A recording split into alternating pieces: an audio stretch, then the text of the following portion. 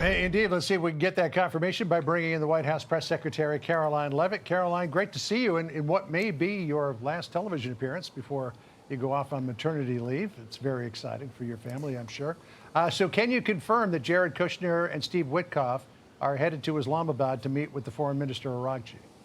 Well, thank you, John, for having me. It's great to be with you, as always. And yes, I can confirm Special Envoy Witkoff and Jared Kushner will be off to Pakistan again tomorrow morning to engage in talks, direct talks intermediated by the Pakistanis, who have been incredible friends and mediators throughout this entire process, with representatives from the Iranian delegation. Look, the Iranians reached out, as the president called on them to do, and asked for this in-person conversation. So the president is dispatching Steve and Jared to go hear what they have to say. And we're hopeful that it will be a productive conversation and hopefully move the ball forward towards a deal. I mean, look, President Trump has made his red lines throughout this entire process very clear. He was flexible in extending the ceasefire. And so Steve and Jared will be off to hear what they have to say. It's my understanding that the Vice President, J.D. Vance, will not be going, at least not in this moment. But is there any indication that the Iranians are any more favorably disposed to accepting the U.S. conditions than they were the first time around? Well, I think we'll see, and that's part of the reason that both Jared and Steve will be on their way. The president always wants to give diplomacy a chance. It's always his first option, and he's willing to do that here again. The vice president remains deeply involved in this entire process, and he'll be standing by here in the United States along with the president and the Secretary of State Marco Rubio and the entire national security team for updates. And of course, everyone will be on standby to fly to Pakistan if necessary. But first, Steve and Jared will be going over there to report back to the president, the vice president, and the rest of the team.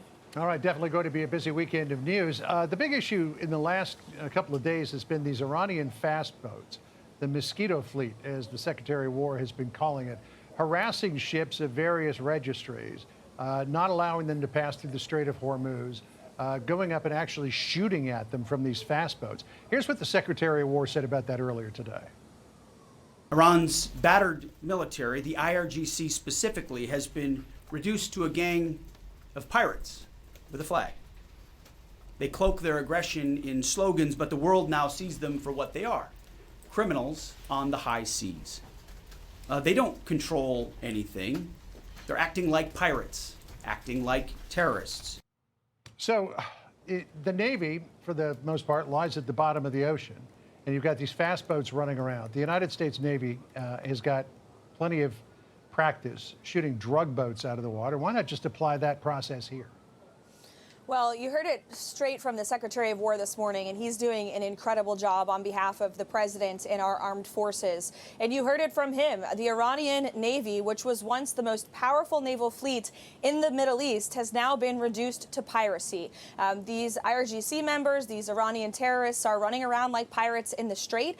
And President Trump, as commander-in-chief, has given the green light and authorization to the Department of War to take lethal and kinetic action if they deem necessary. If these boats are threatening U.S. assets in the region, they will absolutely be dealt with accordingly. And I think the Secretary of War and the Department of War have shown how capable they are of dealing with drug boats, as evidenced by the many successful strikes on drug boats in the Caribbean Sea that were trafficking illicit poison here to the United States of America.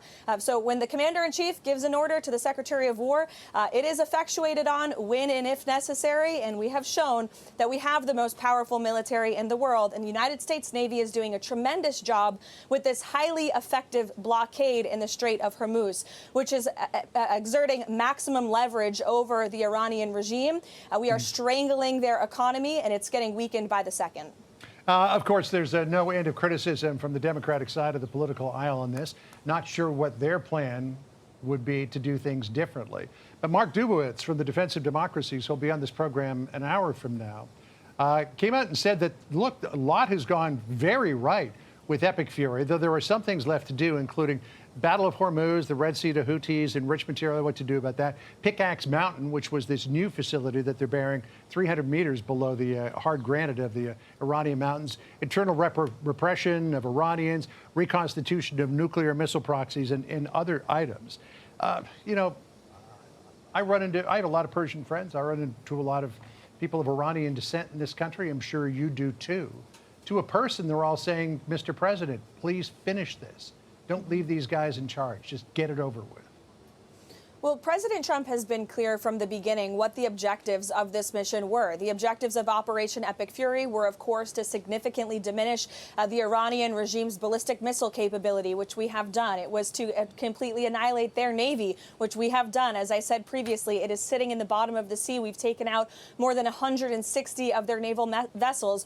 Ultimately, the goal of Operation Epic Fury was to ensure that Iran can never possess a nuclear weapon. And we've now transitioned into this diplomatic phase to get that done through the means of a deal. Now, President Trump has military options on the table that he always smartly retains as commander-in-chief. But right now, diplomacy hopefully continues, and we'll get to a place where the president's red lines will be met, where Iran will turn over their enriched uranium and where they will firmly commit to never obtaining, possessing, or moving towards creating and building a nuclear bomb. That's something President Trump has said for many, many years, long before he came into politics. He's just the first president in 47 years to actually act on it, and he deserves credit for doing so. All right, well, we'll see what unfolds with Iran over the weekend. I want to ask you about the DOJ going after the Southern Poverty Law Center, which was at one point in its history a very reputable civil rights organization fighting the KKK. According to the DOJ, all of that has changed.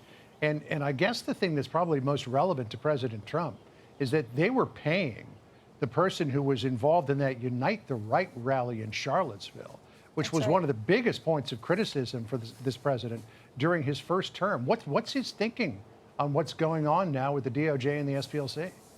Well, you're right. The Southern Poverty Law Center was a very reputable organization at one point in time, and they have unfortunately transformed into a criminal organization run by fraudsters who are paying for and inciting this very racism that they claim to stand against. Now, you mentioned the Charlottesville hoax, John.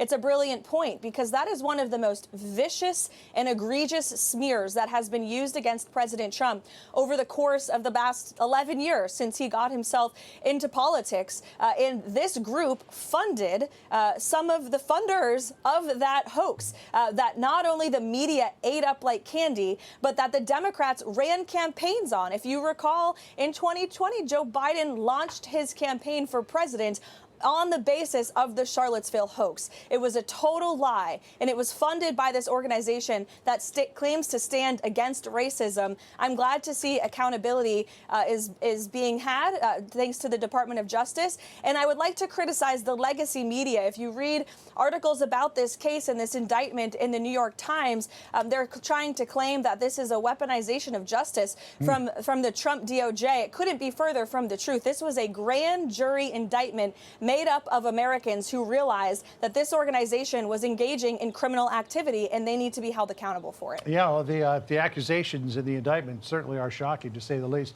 I don't know if you've seen this yet. This just came out. D.C. Appeals Court has ruled that the president's declaration of an invasion at the southern border, suspending asylum claims, is illegal, which I guess at the moment clears the way for the asylum process to restart. I'm sure that the White House would be appealing this. Have you seen this? What do you know about it? I haven't seen the report, unfortunately. While it's newsy, it's unsurprising to me. We have liberal judges across the country who are acting against this president for political purposes. They are not acting as true litigators of the law. They are looking at these cases from a political lens. The Trump administration, everything that this president has done and signed with respect to the southern border is completely within his powers as commander-in-chief. And these judges should be thanking the president of the United States for ending the border invasion that was allowed by the previous administration, tens of millions of illegal aliens who were fraudulently claiming asylum in this country and ripping off the benefits of hardworking American taxpayers. The president has thrown the full weight of the executive office to try to end that scam. And of course, I again haven't seen the ruling, but I'm sure it's something our legal team will be quickly preparing to appeal, John. Yeah, I'm sure it'll eventually, like so many others, wind up at the Supreme Court as well. All right, it's a big weekend for everybody who's in media here in Washington, D.C. It's the annual Nerd Prom, the White House Correspondents Association dinner. And for the very first time in his 2 terms as president, Donald Trump is going to be attending. And I'm sure he's got a lot on his mind. Give us a preview of his speech. Yes, tomorrow night, the president will be going for the first time since he's been a sitting president.